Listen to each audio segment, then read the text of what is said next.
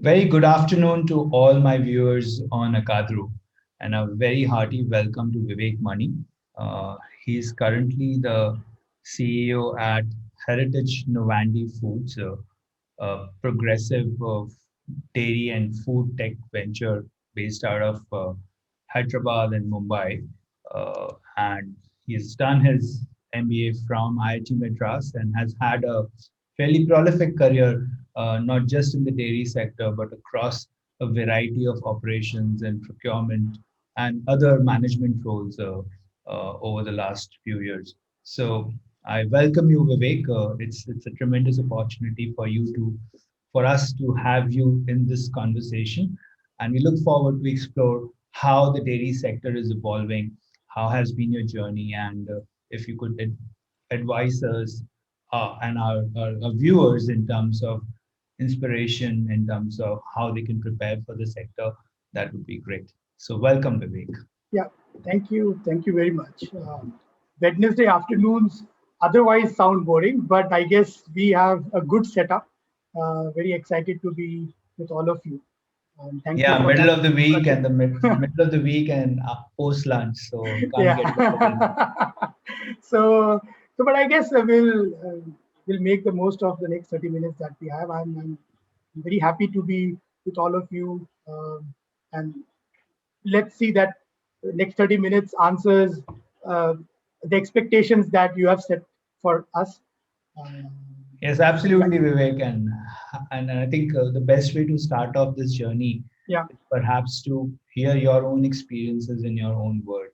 How did your journey get started, and how did you go about it? Maybe you could highlight the key inflection points and talk about what led you to decide in a particular fashion. So please go ahead. right. So I guess that would be a good point to start. In fact, that takes me exactly 21 years back when I was in a similar situation. Your audience is currently at a stage where they are looking to make good choices on which they can base their next 30, 35 years of career. So when I was in a similar situation, and this was a time when you would be giving entrance examinations on every weekend, trying to get into a good professional course. So same was with me. The primary objective was to get into a good uh, engineering program. So I appeared for a few NITs. I got admissions into few NITs. At the same time, I also had an opportunity to get into a dairy science college in Anand. Um, Mhm. so and this is, I would like to also stress the point, this was a time when computer science and IT were the courses everybody wanted to study. Everybody knew that the promise of what these technologies were kept in were there. And at that point of time, to pick a course which sounded unconventional, I think I will like to explain so that the story is a little more clear. So Absolutely. so the idea was that at that time, at that age, I wanted to study something which, and at a place which was the best for that thing. So I think I was getting this combination when I saw that I had an opportunity to study dairy technology at one of the finest college, the oldest college at Anand. I think that for me became a personal motivation that I would study from the best. That was one. Secondly, I think I was also well advised by some people whom I could trust. So a few of my relatives were working for some dairy development boards in India and abroad, and I'd seen their careers doing well. And when I spoke to them, they said if you had an opportunity to be studying a course like dairy technology in India, I think you have a good career to make there. So looking at all that, I realized that yes, I wanted to study a professional course, but what if I'm able to do that from the best college with a national scholarship of a course which will have a relevance not just in the immediate future but in long-term future. So looking back, I think and where I am today, looking back, I guess I made a good choice looking at the factors I had factored in at that point of time. That I had imagined certain things panning out in a certain way, and I've seen most of them panning out in a certain way. And I guess even at this stage where I have another significant part of my career remaining, I think there is much more to do even when I'm in the middle of the career for years to come and decades to come. And this is important because anybody who's about to start their careers or about to make a choice, uh, I think there is ample, I would say, ample scope. Scope is the word, I guess. But I would like to break this scope into few more, tangible things when we go forward. So, this scope is a very broad word, but I guess we can delve in, little more deeper into that to understand what basically the scope is. What is it scope that people keep talking about, and you keep Mhm. hearing this word about? Yeah, I'll straight away come to that. Yeah, But I think you did touch upon the fact that you were well advised, yeah, and I hope, and I've seen that through these conversations that we have with the youngsters, who are largely in the 15 to 22, 23 age bracket, yeah. they come back to us and say that these conversations are helping them decide better. So fantastic. So quickly, in terms of scope, which is Yeah. what you hinted at. All right. Yeah. Before we get into something very specific to dairy technology, I mean, I remember long time back, I either heard a story or read a story about this word scope, that there's once, a representative, a sales representative from a shoe company was sent to deep jungles of Africa to understand what is the potential or the scope to sell shoes there.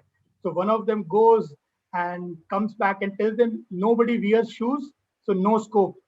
And the other guy came and went back and told them, since nobody wears shoes, we have tremendous scope. So again, scope is something how you look at it. But to not further confuse the people today that we have, I try to break this scope into a few more things which are more observable, and you can make a Mhm. fair choice. I think at a point when people are trying to take up a course or a choice of career, I think they must consider, is good education and infrastructure available for your interest of study? I mean, if you want to study something and make a career, I think the first question to be answered is, does your current ecosystem allow good infrastructure and good education institutions where you can learn better? So I think the foundations are made there. I think that's important. Secondly, what the field of your interest, is it relevant over a long period of time, which means is it sustainable? And and I say this because I look at career as something which is, I think everybody should look at their careers as a marathon rather than a short sprint where you run for a while and then you are done and then you look for another sprint. I guess looking at your career as a marathon helps you to make choices for which you are willing to wait, you're willing to slog. The perseverance comes into play, and then you are able to, on maybe on the day you retire, you have 30-35 years to look back and look at it from the right perspective rather than looking at it as short spurts. Another important thing, I guess, which is relevant for dairy technology also, that is it in line with the strength of the ecosystem you are in? So, for example, India has been primarily an agrarian economy, a country which is the world's largest producer of milk, also largest consumer of milk. So these are, I would say, good indicators to suggest that these are fields which are going to stay. The overall ecosystem is such that this industry or this field will prosper. And another thing to be looked after as an individual selfish need, I would say, is that will a career of this choice allow you to make, will it allow you variety of a role? So, for example, do you want to get into a career where you will be stuck doing something which you love today and may not love tomorrow? Will it allow you to grow and develop as the industry progresses? So, does this industry or career allow you to move some roles, get into other functions, and still be related to the core industry? And will will this industry or the category you want to get, will it attract good talent? Will it attract good ideas? Will it attract good investors? So that overall the ecosystem grows and you within the ecosystem also grow. So if somebody wants to assess their area of choice, area of education into these parameters and start putting, okay, where am I on this parameter? And if you're able to tick mark most of these, I guess with a very fair level of confidence, you can say, I think I have made a good career choice to build a career in this. So, Mhm. and coming back to dairy technology, I think dairy technology as a career ticks almost all of these boxes. You have good institutions who train you. You have an industry which you are sure that in India will grow. It is attracting a lot of good talent. It is attracting a lot of investment. And you know that this is a business which has scope at least for the lifetimes of everybody who is sitting in this meeting. So they will Yes. have ample to milk out of this, if the pun is intended. No, this is very interesting, and I think the framework that you outline is very much applicable across any choice or any career choice that one would make. So that's certainly very helpful. But taking a forward-looking view Yeah. of the dairy sector, it's been called as a sunrise sector, despite it being a tremendously old industry, Yes. not just in this country. And after the White Revolution, spurred on by GNFC in significant measure, I think we are still seeing new innovations coming in, new kinds of jobs evolving in the sector. Yes. So, if you were to take a long term view of the sector and hazard a guess in terms of what those careers would be, let's say 10 to 15 years from now, how do you see the landscape evolving? What kind of new jobs coming in the fold? And especially driven by industrialization, what kind of traditional jobs going away? So as to give a futuristic scenario Yeah. of this sector in times to come. Right. So, as I mentioned that India continues to be the largest producer of milk. But what is also important to note is that uh, in spite of being the largest producer, not the entire quantity is there I would say the organized sector's fold. So that's something which used to be in single digits when we were studying. It has now moved to the teens. I guess still there is still a big chunk of milk which is not part of the organized sector. So I guess that's a journey which is happening. And when that happens, more and more milk comes into the organized fold where it undergoes an organized way of handling. So it is manufactured in a certain kind of setup. It is branded and sold in certain kind of places. The applications of milk grows further.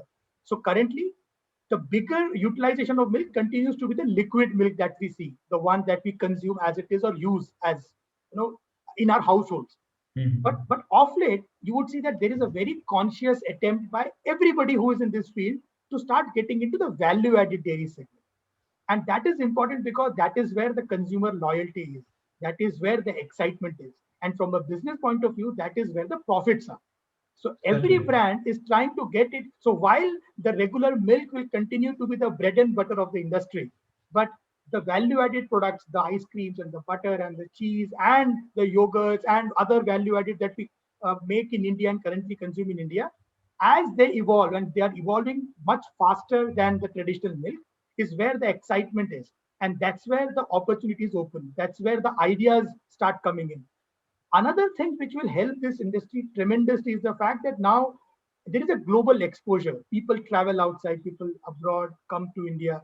And the good part is milk has been a very common product across the world. It's not specific to a country. So the applications of milk is also widespread. It depends on the local cuisine, it depends on the weather, it depends on what other food is prepared. So you realize that the same products either have a similar looking product in other parts of the country or entirely new products. So so what happens is because of the global exposure, people taste these products somewhere and they create a demand in their own countries. And that's where people want to make these products. And I guess this is where it opens a gate for, I would say, the new age entrepreneurs who identify the demand on time. They want to start slow, they want to start small. They know there is a small demand that I want to cater, becomes a good business proposition and start catering to that demand. Because I think the bigger innovation, the bigger excitement will come from the smaller players because they will have the entire bandwidth and they will make their business world around these small ideas which will start coming up within the team. And I think dairy as a field will is currently giving a lot of ideas to people. So, for example, the upcoming I would say the yogurt is one example in front of us. We are in that business, and we have seen in the last 5 6 years this category has got a lot of traction because somebody had this idea sitting somewhere else, came to India, designed this product, and the Greek yogurt was born in India. And suddenly you see that this product is sold across the country, across channels, and it is small today, but it will grow big. Similarly, there will be other products which will start small and start to grow big. And it is important that these small players come and do this kind of excitement because the bigger ones will have a bigger job of supplying the milk chain, I mean, managing the entire milk chain of handling milk in bulk, transporting it in bulk, processing in bulk, and supplying the daily demand of the traditional milk products. But I guess the excitement, a lot of excitement is there in creating new products and bringing new innovations for process technologies, new product formulations. So I see very exciting times ahead, not just in the traditional dairy product sector, but I think the ones which are upcoming. This is good news for the dairy enthusiast, certainly. But if I were a dairy enthusiast and Yeah, I was, let's say, 15, 16 years old, yeah. how do you think I would? I mean, apart from the framework that you outlined, which says that, yes, I'm an enthusiast and I want to make my career in that sector, Yeah. as a 15-year-old or as a 20-year-old, the choices would be slightly different. But if I would be in that age bracket, Mm. what kind of things I could do in a formal ecosystem? Maybe go to Anand and study milk would probably be a formal choice. But in an informal setup and in a formal setup, how could I further my interest in the sector and develop skills and capability that would help me in my career in the dairy sector in 15 years' time? Right. I think that that's a very relevant question because that's the big question we are trying to answer today. So I would say that when I say that there is so much optimism, there are also indicators. Like, so for example, what I read for recently was that there are, I think, around 50 odd colleges now who offer full-fledged courses in majoring into dairy science. So that's, I think it is there because they see that more and more people want to study because more and more people think that there is a career to be made here. And Mhm. then going forward, if you are, and the course is designed in such a way, and I guess this is one of the most rigorous courses ever made because in this course you have to study the entire chemistry and the microbiology and the technology and the engineering of the product and top it off with some knowledge of how this entire business is managed. What it does is it not only prepares you for the immediate career, it also opens doors if you find one part of the business very exciting. So if you think that development and research excites you, it opens doors accordingly. And if you think no, I want to be consumer facing and be there creating new products and make a brand out of dairy, it opens opportunities like that. And that is the reason there are specialized courses not just for advancing your technological skills but also design courses to make you a better manager or a good management professional to run a business like this. And I say this, and what is important to be kept in mind, the sensitivity, more than the skills. I guess skills can be built over time. The sensitivity is important.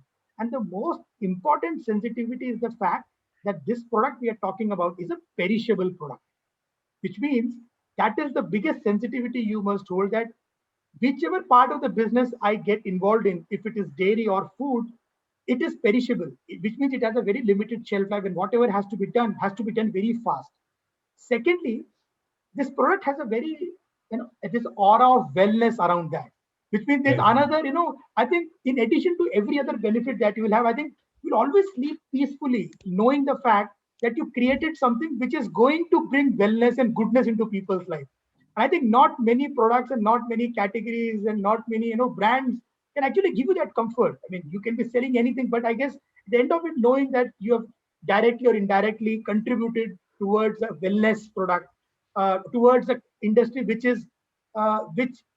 connects the bottom of the pyramid to the premium most market because the way milk is procured in India, it touches so many lives. I think these are some sensitivities which I think help somebody to prepare. Like, is it a career that I want to be in? And as I said, if they feel that there are things that excite them, I guess the skill building can start from that because, as I said, we live in a world where information is definitely not scarce. Specific skill building has come up as something which is, and looking at Academy, I think you are again catering to that part where at any point of their careers, if or there is an entire industry which is coming up where people need skill building. Now it is very easy, it is very organized, it is structured. So if overall you feel that this is a space to be, skill building is an ongoing process. I guess that can keep on happening.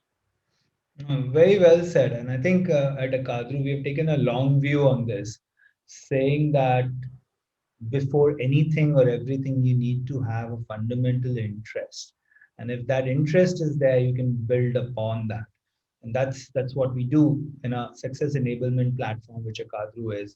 Yeah. We kind of help our learners identify their interest and then tell a story around those interests in terms of what innovation is happening in the world in that sector, and then help them latch on to projects that they could focus upon and focus and build their energies into demonstrable skills. But let me just pivot a little bit and make this a little more interesting for you as well.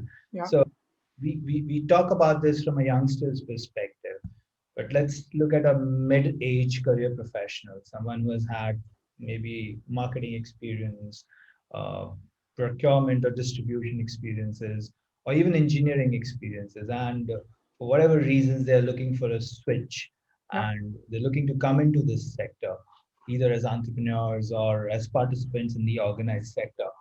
How do you think they could possibly reinvent themselves in the context of these new age jobs which the dairy sector is now offering?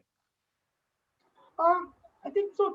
I think currently the dairy sector is in a good space, which means it's a good mix of the traditional players, and Uh-huh. also it has attracted a lot of new age players who are making and coming out with exciting products. So I guess even for a middle-aged professional, he has this choice to make. It's like going back at a time when you have a choice to pick and resurrect something and start something afresh. I think so. Currently, dairy sector is at a space where this is possible. So as I said, even with the existing skill set, if he's able to, map his current skill set to the demands, as I just mentioned, as in, is he somebody who can work somewhere where the product shelf life is small, where his experience is something where, he can distribute products in a very short time at the right temperature in the right quantities at the right place. I think Mhm. that's a very interesting, very important skill set to have. Another skill set that I feel is that how soon can people turn around an idea into a tangible product? How soon can they put into market? I think this is a very important skill, especially if you are there looking at a smaller setup where you are able to churn around ideas faster. I think these Mhm. are, so even when we hire, we look at people not necessarily from the dairy sector, but map them according to these skills. Do they fit in here? And I think so. So the supply chain and sales and marketing, these create a very good opportunity. In fact, so all this while, uh, the traditional milk products are sold as commodities where it serves the demand. But now, can you create a brand around it? Can marketing communication improve the way a brand is presented? So suddenly, somebody who has worked extensively in branding communication, marketing communication, can pick up a brand which is very consumer centric, where it is trying to address a demand. I think that's where another skill set comes and say, okay, I have done this for say a chocolate, for example, and now I think I can do the same thing with say a cheese brand or say a yogurt brand, because at some point of time we are trying to address similar demands, create similar stories. So these are all they'll open up opportunities. And you know what? Many times, I think one thing which brings a lot of anxiety when making a choice is that if I pick this, am I letting go of something else? I think that's the biggest anxiety. Right. Yeah, but I think looking back at the people in our college and the people who have gone, like studied with us and gone on to do so many different things apart from the conventional thing that they could have done. So the point is, even as I said, that's what makes a good industry. You learn good skill sets which are applicable not just for your industry, but those skill sets can be also carried to other places and you do equally well.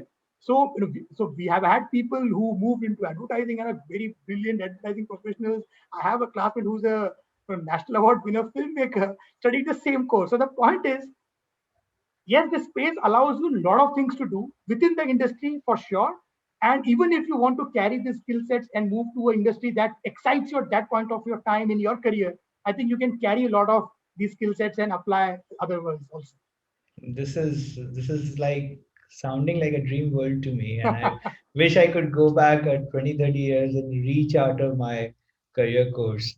Uh, but I want to understand a little bit more specific landscape of the dairy industry per se. Uh, Maybe if you could give us some broad high level numbers, it would help to understand. But Mhm. how would you broadly segregate it in terms of different products, different services? And what do you think? You did mention that curd, for example, and value added products are Yeah. growing very fast. So how would you look at it from a product standpoint or services standpoint in terms of what are the key segments, and how do you think they're going to evolve? Maybe a little bit more drill down, Yeah. apart from the high level one which you just shared with Yeah. us. So I think the three, four trends which I foresee happening over the next few decades is that a bigger chunk of the milk that we produce every day will start coming into the organizational fold, which means Certainly. more will come into organized sector, which means there will be more production capacities, increased production capacities, and more branded products out there in the market, which means a more reliable product for consumers. Within this, what will also happen is that there is a demand of dairy milk which is there. Apart from that, a big chunk, which I think the value added would be anywhere between 15 to 20% of the overall. I guess this pie will expand very fast. I think within the existing categories that we have and newer categories that will come, the emerging trends. Another thing that would happen is that how I think another interesting thing that will happen is that applications of current dairy and dairy products. So can this move beyond a product of consumption to a product of application? Can this product become an ingredient for another interesting product? So can there be other products which will have a dairy ingredient as part of it? So that will emerge. So you will see a lot of interesting things coming out. Say maybe, for example, say bakery as a sector where a lot of dairy and dairy products start becoming and creating new products. So, for example, yogurt is another category where a lot of fruit-based and flavor-based and other product will start merging with dairy, and you will have a new product category which will become a good dessert option, for example. So I think these are some, I would say infusion-based and combination-based products which will start coming in. But clearly, the value-added dairy is something which will create a lot more excitement and start becoming a bigger part of the overall industry. I think another thing that would happen is so affiliated industry would also start moving up. What means is Mhm. when you want to explore and experiment with dairy products, you will need other ingredients, for example, to make it more exciting. You will need some process expertise to make it more exciting, and this process expertise will help you perhaps say increase shelf life, can create. I think another interesting area which will happen is interesting packaging. Can most of these products become on the go? Can it become more user friendly? Can it have gamification as part of it? Will it excite people? Will it move beyond a functional use of carrying a product from A to B? Will it engage more people? Will it become a source of information? So this is another area which will grow because people want excitement in otherwise a very mundane dairy thing. So which would mean packaging as an industry will grow very fast. And for that, knowledge of the dairy product that you know will play a very important role. Allied ingredients will see a very strong churning of coming out with exciting things, forcing what is possible. So I guess they will lead the way, giving ideas. See, this is what is possible. This is what you can do, and dairy manufacturers will follow, picking up the ideas which excites them the most.